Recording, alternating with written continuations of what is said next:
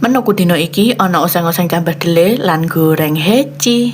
Lah ceritane guys, nok kene iki aku tuku cambah dele iki mau koyoke mek rega 5.000 ya 4.000 guys ndok semene iki.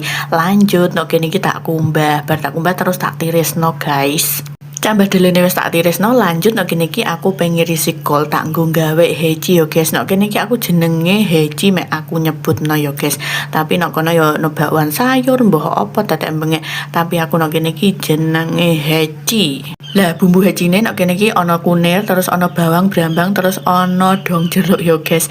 Wis pokoke iki sak enak-enake lah guys. Menurutku iki yo enak sih bumbune. Lah nek kene iki aku nggo tepung terigu ambil tepung kriuk guys, amarga ben ora lembek ngono lho guys heciku iku.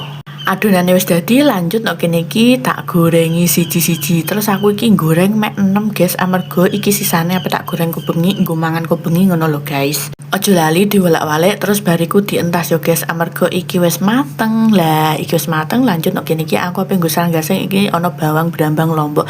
Tak nggo ngoseng cambah dele. Bumbune wis medhok, wis mateng, langsung wae nek kene iki cambah delene dilebokno ya guys. Lah aku pas nglebokno iki ternyata ana tanggaku sing ngeroh aku lagi ngonten. Lah dalah aku isine ra pakat guys. Ya wis lah, aku isin-isin lah, sing penting yo wis apa anane videone iki ya koyo ngene iki wae guys videone.